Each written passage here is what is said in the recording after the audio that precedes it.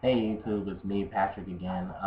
Last time I dropped a video projecting the teams in the Eastern Conference that I thought were going to make the playoffs and teams that I thought were going to be on the outside looking in, but they could be subject to making the playoffs. Um, Today I'm going to drop the Western Conference standings. I actually have a pretty big list written here. All the teams of key players, key acquisitions of off-season, uh, analysis from last year, judgment of talent and athleticism on each team, a little bit of opinions on the way the head coaches run their schemes in the Western Conference. And the Western Conference has been the better of the two conferences between the West and the East for I think the past decade now, and a little bit further than that, if I'm not mistaken. That's obviously before my time, so I can't fully speak on that. But the West has always been loaded with talent, and the teams in there really compete. The margin between the third and the fifth seed, I think, was 2 games last season. And this year, there have been a lot of speculation that maybe the Eastern Conference is actually tougher than the Western Conference this year, and I think they would have a solid case for that. East obviously has had the better top tier teams, and the West has just been more packed. So enough about that. Um, First team that I think is going to be the best team in the Western Conference come this season, I'm going to go with the Los Angeles Clippers. You look at the Los Angeles Clippers last season, they had obviously Chris Paul, Blake Griffin, Caron Butler, Chauncey Billups, and DeAndre Jordan, and that was really the team that saw the most time on the court last season. And their head coach Vinny Del Negro was overly dependent on everything that Chris Paul needed to do, and you kind of saw on the play, you kind of saw their play on the field diminish when Chris Paul wasn't on the court. Uh, I'm not taking anything away from Eric Bledsoe. Eric Bledsoe is a very, very athletic point guard. He's a spark plug on defense. He comes in, he does what he's needed to do. But when Chris Paul hits the bench and you watch the games, the Clippers kind of look lost. They don't know if they should run pick and rolls. They don't know if they should have isolations for Blake Griffin. Uh, DeAndre Jordan is ineffective on offense. The only person that can create his own offense on that team really is Jamal Crawford. And that's really a testament to how you kind of know that Chris Paul is the best point guard in the league. When Chris Paul runs the pick and roll with Blake Griffin, one of two things is going to happen. The first thing that's going to happen, Chris Paul is never going to let the opposing point guard get back in front of himself whenever he uses the pick and roll. He's going to dominate the ball and look for other players open. He's going to make sure that he keeps his defender off balance, whether it be a top tier perimeter defensive player like Tony Allen or Iguodala. He's going to make sure that he creates the best possible play on offense, and you can see nothing goes wasted with him. Even in a play that doesn't result in a bucket, he breaks the play down to a certain extent where that was the best possible play that was given, that the defense had given him, and he took it. And sometimes you can't score every possession.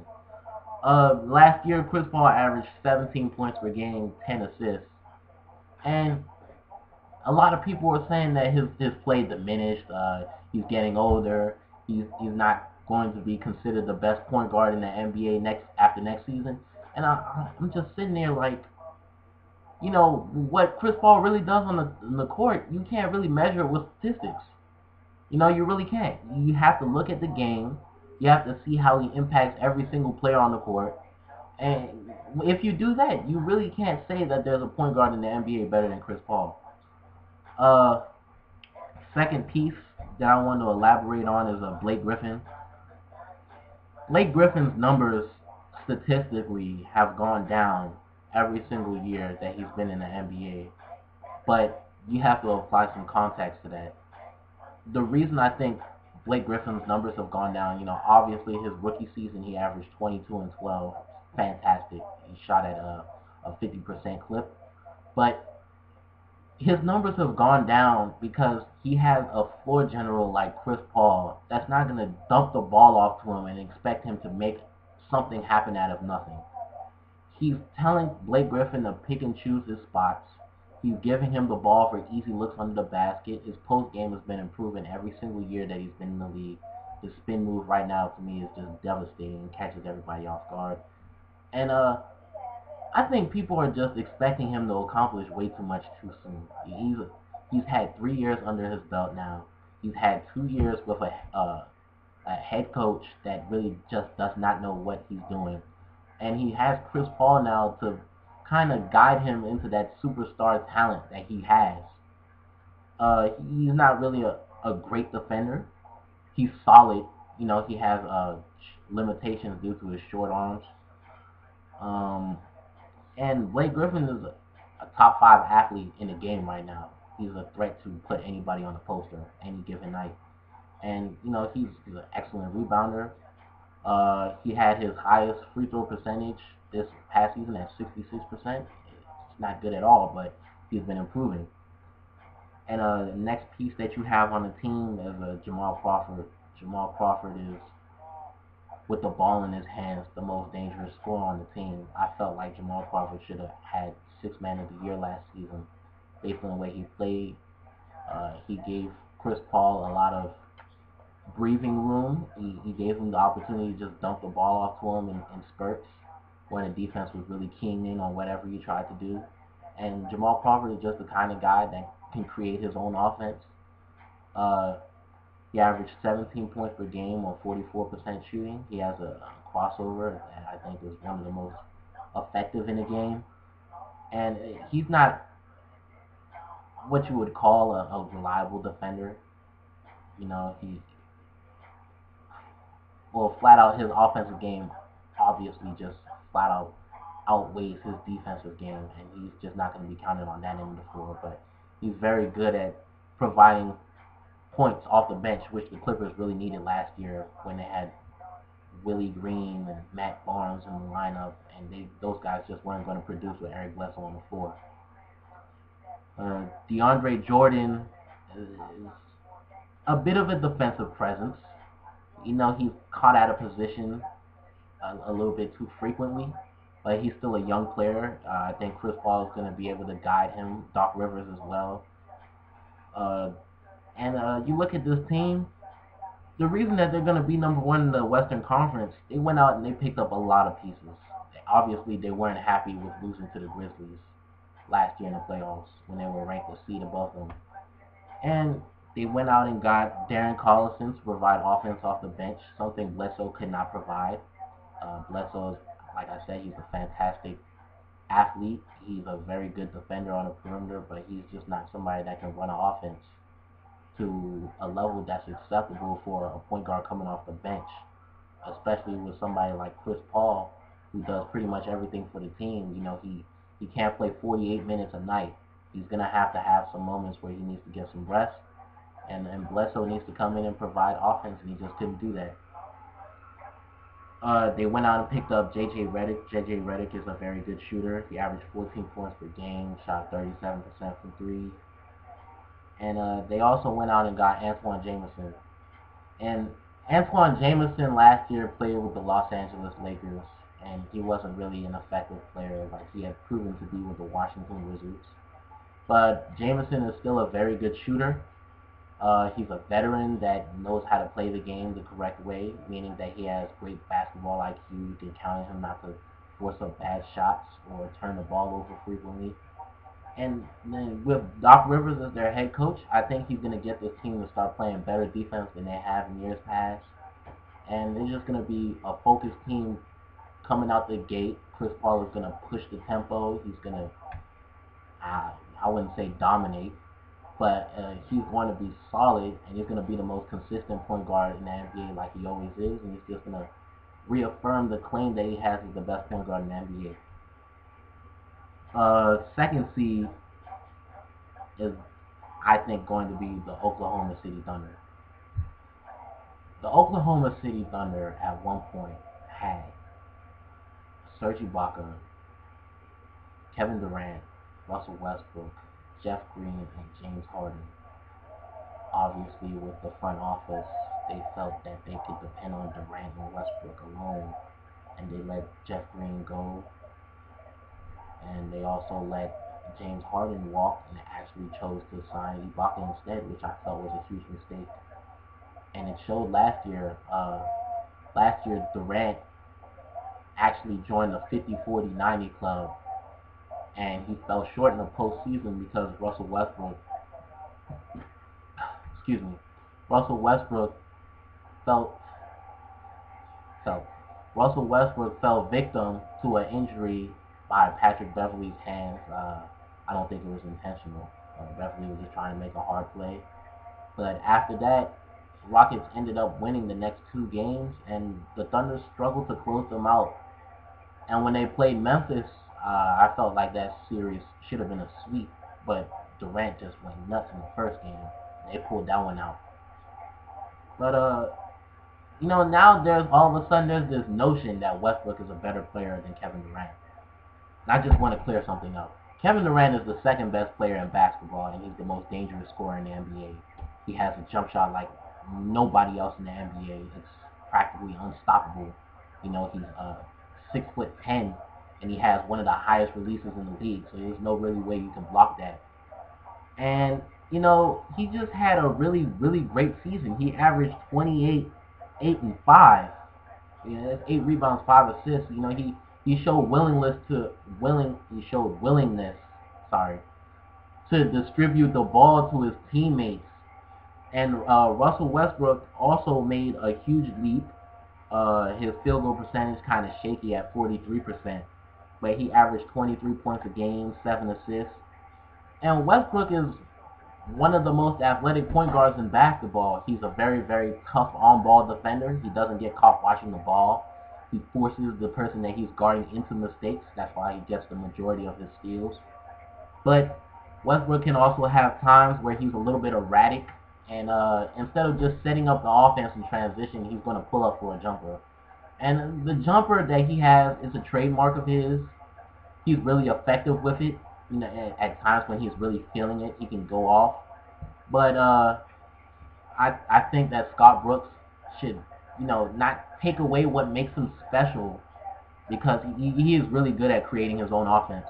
But he should sit him down a little bit and try to tell him to constrain his play, slow down his tempo, and spread the ball out a little more.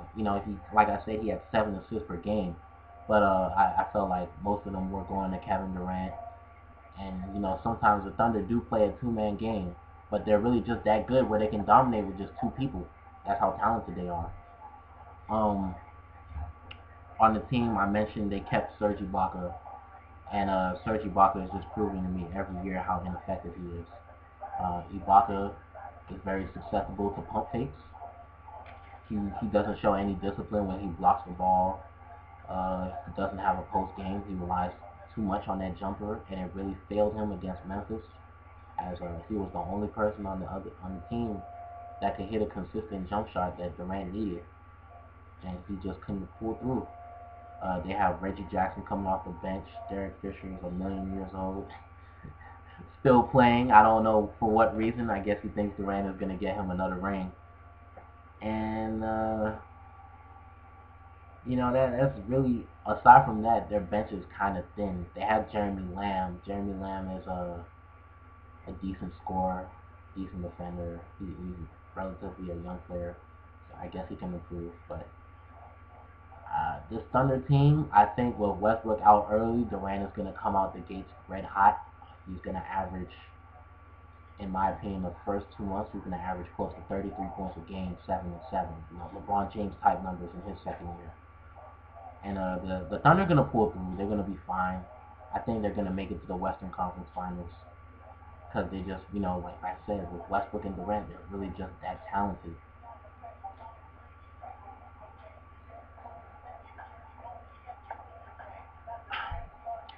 Third seed, I have the Houston Rockets. Houston Rockets went out and acquired Dwight Howard from the Los Angeles Lakers this offseason. And you look at their team. James Harden was a top 5 scorer in the league last year, averaged 26 points per game, 6 assists per game. He was a little bit less efficient than he's proven to be in the league so far, but he shot at 44%.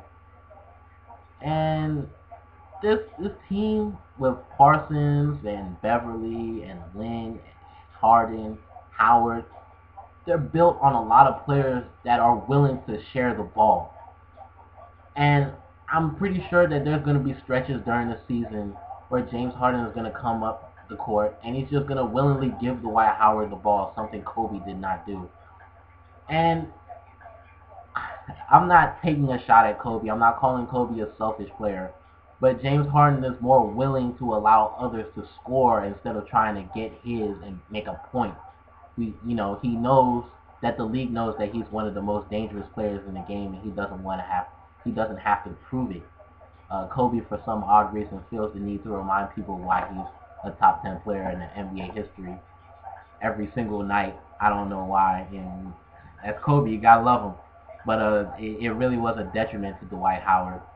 And Dwight Howard is far and away, the best center in basketball. If you say otherwise, you're not paying attention.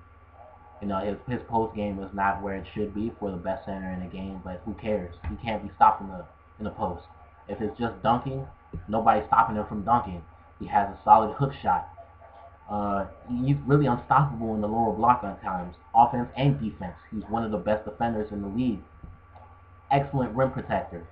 Last year he shot 57%, averaged 17 and 12, and keep in mind he did all this coming off back surgery. Okay, back surgery, let me just elaborate on that. Back surgery is not something that you should just get in the off season and just start playing from the beginning of the season in the NBA. When you rebound the basketball, you need your back to set position. And when you post up, you back down. I don't know why some people just don't seem to understand that. And this is considered a down year for him, and he led the league in rebounds. You know, so it's just another sign that there's really nobody in this league when he's healthy.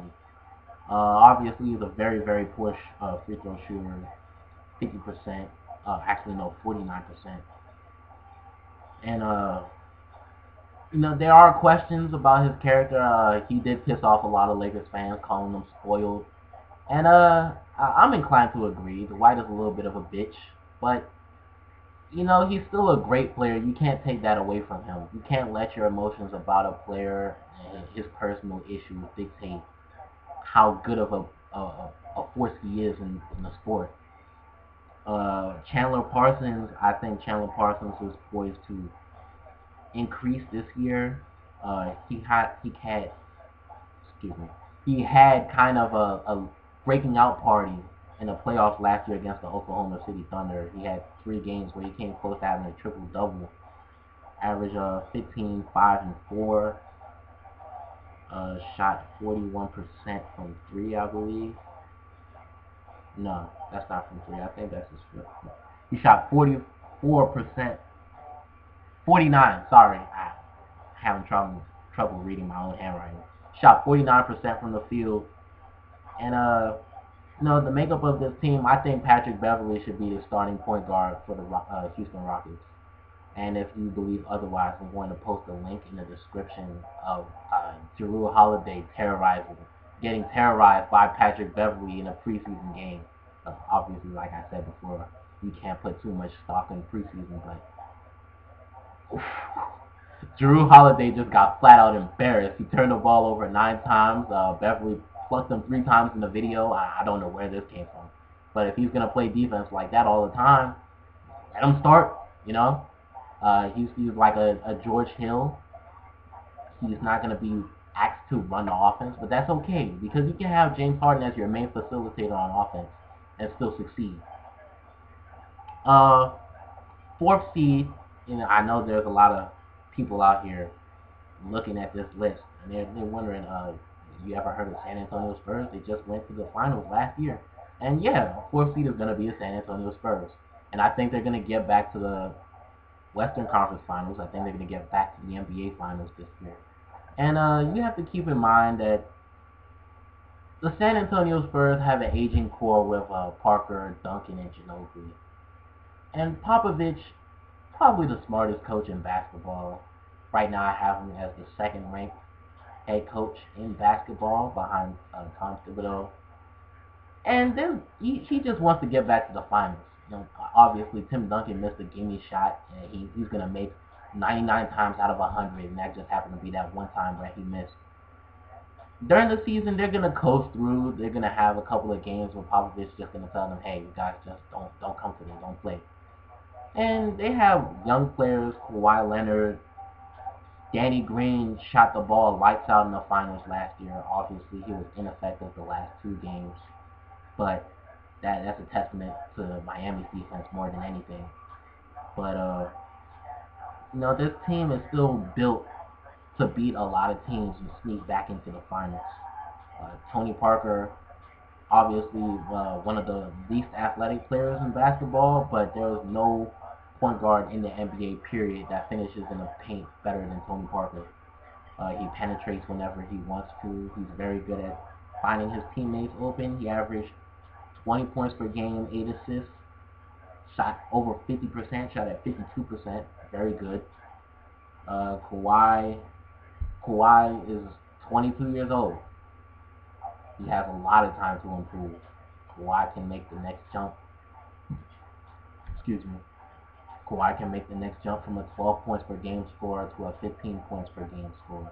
In the playoffs, he averaged 9 rebounds a game from the 6 that he averaged in the regular season. Shot the ball at 49%. It's pretty good. And Tim Duncan. Tim Duncan is another player who I consider to be a top 10 NBA player of all time. Tim Duncan had a resurgence last season, averaged a double-double, 18 and 10. Shot the ball at 50%, and this is considered a down year for him. It's considered a bounce back and a down year compared to his consistency over the course of his career. And, every year he gets older, but he just knows how to play the game. Very good player, solid, doesn't commit dumb turnovers. They also have Manu Ginobili. Manu Ginobili has a lot to prove. That finals performance was outside of one game pretty bad. He had that moment in Game 6 where he tried to make a play out of nothing, and I guess he felt that he got fouled. I don't think he got fouled. He traveled. That's my reasoning for the referee not calling contact on that play. Bang, bang, two things happened. The referee didn't want to make a play in a close game, so he didn't get the call. And, this team, like I said, with Popovich at the helm, they're going to be fine. They're just going to scroll through games where they feel like they shouldn't show up. And when the regular season ends and the playoffs begin, everybody's going to be fresh. They're going to have nice legs. They're going to make a push and get back to the finals. And from there, it's going to be fun to watch how they get back there. They might not. Like I said in my previous video, nothing I say is in stone. So they might not do it. I'm pretty sure that they have one last final push in them. Tim Duncan doesn't want to end his career on that Game 7. I'm pretty sure he thinks about that every night. Number 5 seed, Golden State Warriors. Off-season, Golden State Warriors went and got Andre Iguodala from the Denver Nuggets. And in my opinion, Andre Iguodala is the best perimeter defender in basketball. Klay Thompson obviously is a very decent defender. A great three-point shooter. Steph Curry, another great three-point shooter. I think he's going to go down as the best three-point shooter of all time. And that backcourt with Curry and Klay, they hit the most three-pointers ever in a backcourt. They're probably going to finish as the best shooting backcourt duo ever, depending on how many years they stay together. Curry can make a push to join that 50-40-90 club based on the way he shoots the ball. He's really that good at jump shooter. He needs to take smarter shots. Last year, he shot the ball at, I think, 45% clip, which is not bad. But when you have a fluid jump shot like his, I think that's showing that he's having heat check moments. And if he can cut those out, he's going to be a force. Obviously, last year he had a great playoff run. We beat the Denver Nuggets, who were ranked the third seed, as the team was the sixth seed, and nobody really gave them a chance. I didn't give them a chance. I thought we were going to walk all over them. They came out, they shot the gym out, and they flat out beat us in 6 games. And you also have Harrison Barnes, who I think is going to come off the bench, going to be a strong six-man candidate this year. Harrison Barnes, very athletic player, averaged 9 points a game in the regular season, and when the playoffs started, he just exploded. Averaged nearly twice as many points, 16 points per game. Field goal percentage stayed the same at about 44. And this is a very good sign in this rookie season. He can keep staying with Steph Curry. Steph Curry obviously has deceptive dribbling, and he's a very underrated passer. When you look at his passing compared to his shooting, it's not comparable. But that just shows how great a shooter he is. He's still a very capable point guard, and he can lead an offense. I don't see them beating any of these top four teams in the West. You know, they're going to be very exciting to watch this year. Mark Jackson gets them to play every single night. He did a very good job in Golden State this past season. But it's just not their time yet. Getting Andre Iguodala is moving in the right direction. They also have signed Andrew Bogut to a 4-year deal. I got the alert today on my phone. Bogut is a very good rim protector. Solid player offensively. He's not going to be asked to do much when they have a lot of offensive firepower anyway. And, you know, Warriors definitely going to be one of the more funner teams to watch this season. So keep an eye out for them. 6th seed, going to be the Denver Nuggets. A lot of people are writing out the Nuggets. What they seem to forget is that the Nuggets have made the playoffs every year since 2003. That's a very strong show of consistency. They've only gotten out the first round once, unfortunately, because most of the times that they've made the playoffs, they've been the 7th or 8th seed. But this team has a lot of players that know how to win games together. They have great team chemistry. Ty Lawson, in my opinion, is the most underrated point guard in basketball. Andre Miller is a very consistent player, comes off the bench, allows Ty Lawson to play the 2 position, and he feeds him the ball, finds everybody else open looks. Kenneth Faried is growing to be a rising star in basketball. Excellent rebounder, hustles on every single play, doesn't give up, a decent defender in the post. Working on his post game is a very positive sign. Averaged 12 points per game last year. Shot the ball at a 55% clip. Came close to averaging a double-double actually, 12 and 9. At center was really interesting because last year Kosta Koufos started most of the games at center, and they let him walk this offseason. And JaVale McGee is going to be the starting center for the Nuggets. And JaVale McGee, he has his moments, good and bad. He's proven that he can start. Very good blocker, shot blocker. He's lacking in the basketball IQ area. He has a lot of what the heck was that moments. He has a nice soft touch around the rim. Honestly, he shot the ball at what was that clip? 57%. You know, that's a very good sign. Wilson Chandler, one of the best perimeter shooters on the team. Very decent perimeter defender.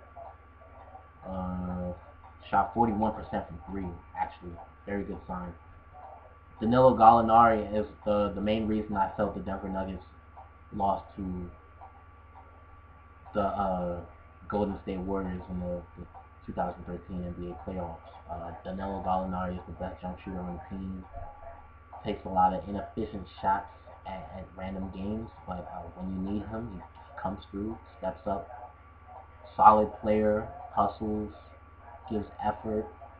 And I'm curious to see how the Nuggets look for the first time in over a decade without George Karl as the head coach.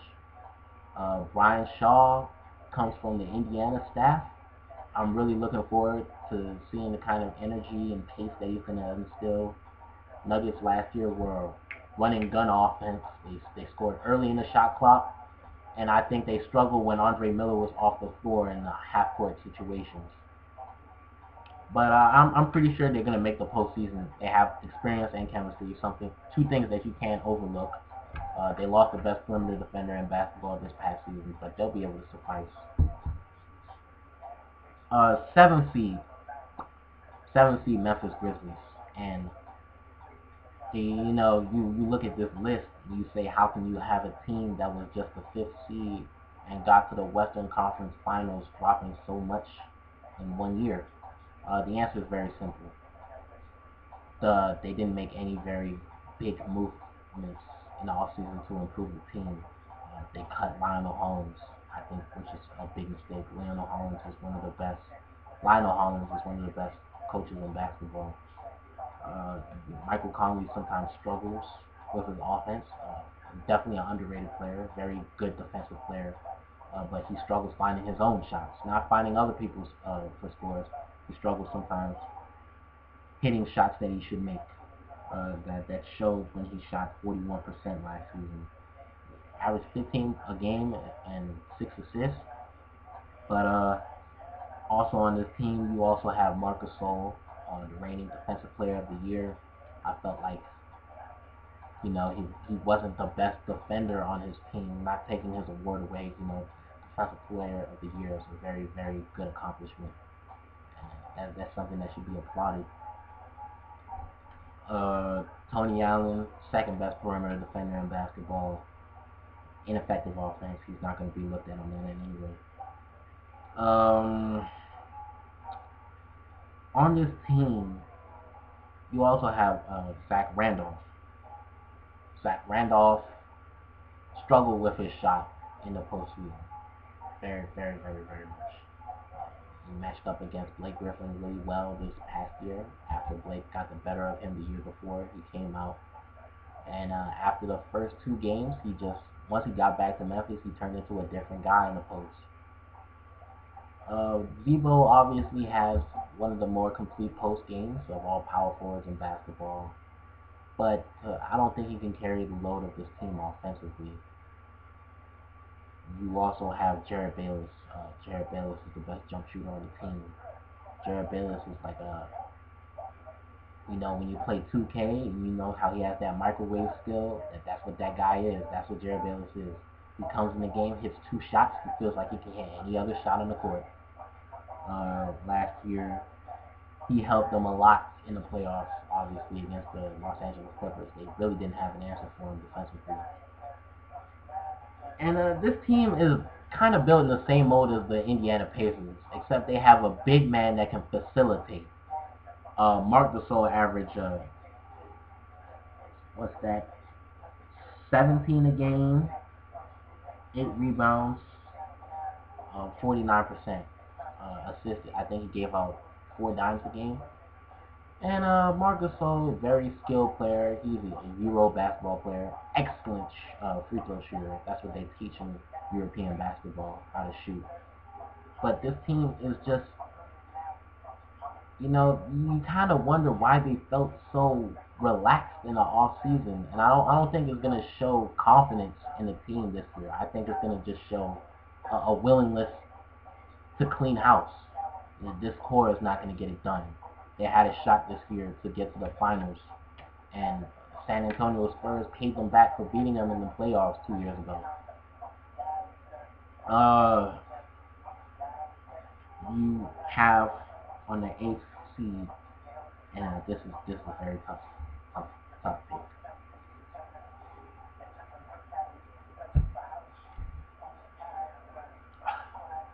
8th seed, I think, is going to be the Portland Trailblazers.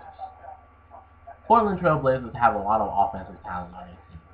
Last year, Damian Lillard averaged 19 and 7, showed a lot of poise for a rookie. A little bit shaky with his offense, shot 43%, but that's to be expected of rookies. You can't come out the gate being extremely efficient against NBA players. They also have LaMarcus Aldridge. LaMarcus Aldridge, also another power forward in basketball that has a really good post game. He averaged 21 and 9 for the first time in his career. Nicholas Batum, great three-point shooter. A little bit of underrated as a player as well. Averaged 14 points per game, 5 assists per game, 6 rebounds per game. So he's a selfless guy. They also went and got Robin Lopez in the off season. Robin Lopez is just there to add height. I feel he's not a very good defender. He doesn't rebound the ball well. Averages 5 a game for his career and last season. Obviously, he increased his defense this past year, averaging 2 blocks a game. He's not really effective on that end. Those are the 8 teams that I feel are going to make the playoffs in the Western Conference this year. Now let's get to the part that everybody wants to hear. Where the hell are the Lakers? The Los Angeles Lakers are an aging team and need to figure out what they want to do when Kobe Bryant retires. I got a notification today that's Jim Buss, or is it Jerry? Jim Buss, I think, is the owner that died. His son, Buss the son. I apologize, Lakers fans. I'm not familiar with who's the current owner. He said that they're going to allow Kobe to become a free agent in 2014. And based on the way he plays, that can mean one of 2 things. Kobe can come back, destroy the NBA, shatter everybody's opinions on what the expectations for a player coming off Achilles surgery can be like, and sneak the Lakers into the postseason as maybe the 8th seed, depending on how early he comes back. I think he's going to be back by Christmas Day. And then there's the reality of what might happen. Kobe might come back and shoot a lot, and I mean a lot of jump shots, because they have nobody else on the team that can really just be somebody that Kobe can look at and recognize as a reliable option and cool down for moments and allow others to operate their offense. No, he's going to come back, he's going to shoot the ball, and he's going to lower his field goal percentage to around 42%. Average, I think, around 24 a game, 23. And obviously, as I said before in the game show, as I said earlier in the video, Kobe is a top 10 NBA player ever. He's one of my personal favorites. He's proven that he can hit shots over any kind of defense that you throw at him. He's not afraid to take the last shot ever. He has he has this mentality where he's just coming to the game and approaching it as if he is the best basketball player, and he strokes his ego when he embarrasses other top tier players in the game. But you look at this team, to go in depth, they have a lot of role players that can work well with Nash this year. They have Meeks, they have Nick Young, they have Xavier Henry. They went out and got Wesley Johnson, I believe. Yeah. Nash is in the same category as Derek Fisher. Nash is ancient. He's 39 years old.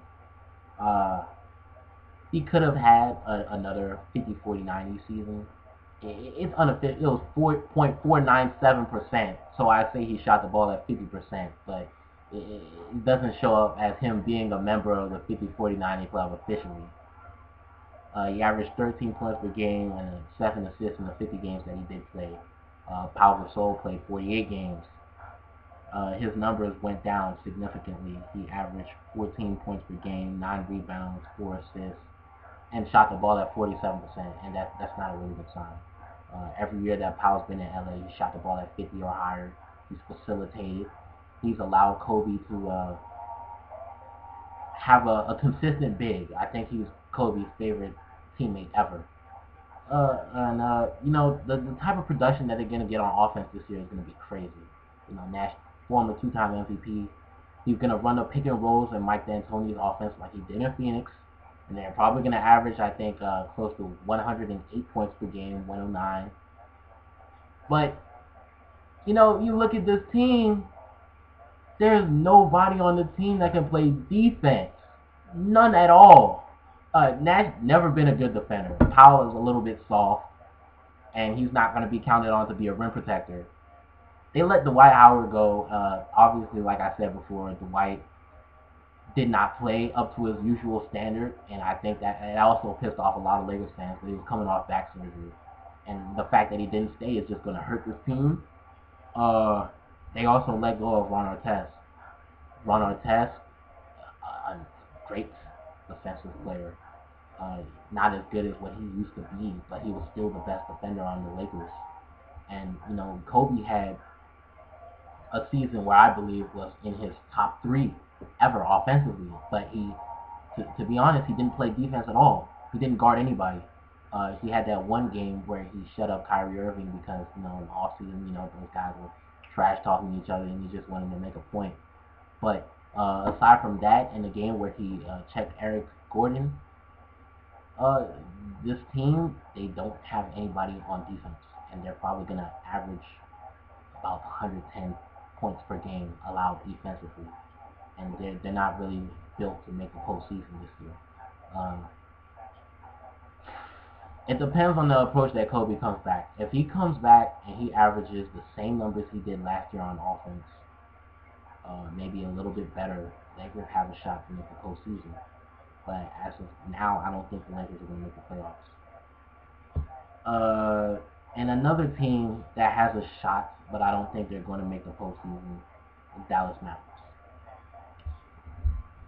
Dallas Mavericks will forever have an imprint on my mind for that run that they had in 2011, where they subsequently overcame the Trailblazers after a little bit of trouble with Brandon Roy. Brandon Roy had an unbelievable game.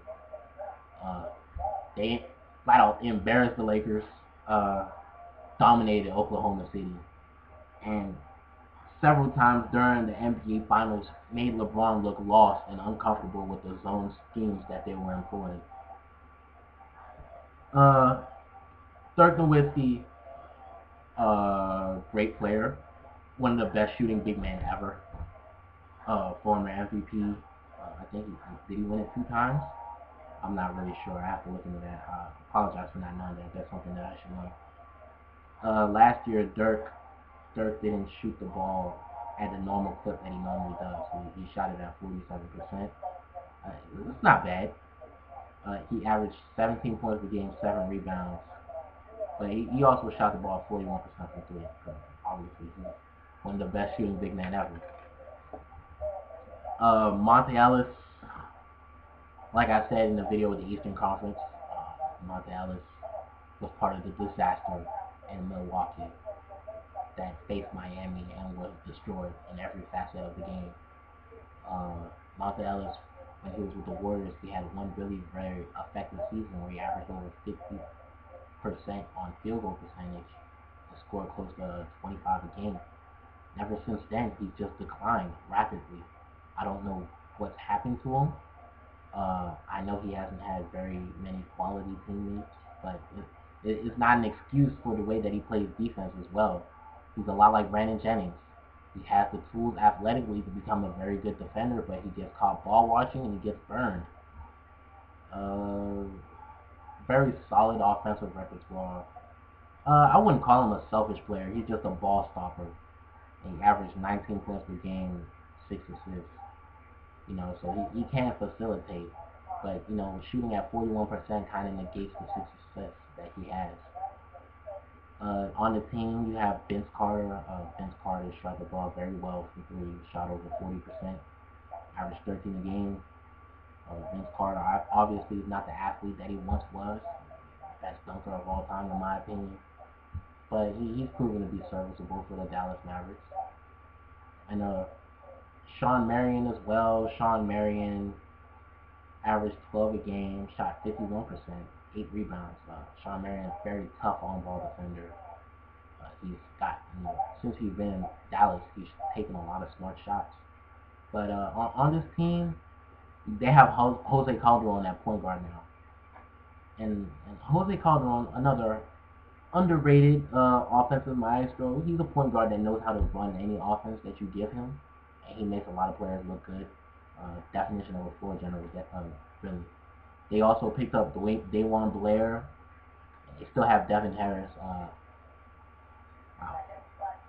Devin Harris, when he was in Dallas in 2006, kind of cost them that finals with his play. But he hasn't been the same player since that 1 year where he won Most Improved. Yeah, he hasn't been the same player since then. And this team, they have the pieces to become a postseason team, but they're just a little bit out of their league now. The league is a very, very competitive place now, and you know it's okay that the Mavericks aren't going to make the playoffs. Dirk already proved that he belongs in a category as one of the best playoff performers of all time, just like he did in 2011. It wasn't the best playoff one I've ever seen, but it was one of the best. And that wraps up my opinions on how I think the Western Conference is going to pan out. Like I said before in the previous video, if you like it, please drop a like, subscribe if you like. I'm going to be dropping weekly vlogs on the New York Giants. That's my favorite football team. During the season, I'm going to make a video on observations that I see on any team. And, hopefully I'm going to make this a daily thing. I'm a little bit busy sometimes with school and stuff, but I hope you guys enjoyed my opinions. Obviously, if you have a dissenting opinion, I'm open to debates. I love debates. I entertain them all the time on Twitter, so just add me at Portia Sports. And thanks for watching this video, guys, and have a safe day.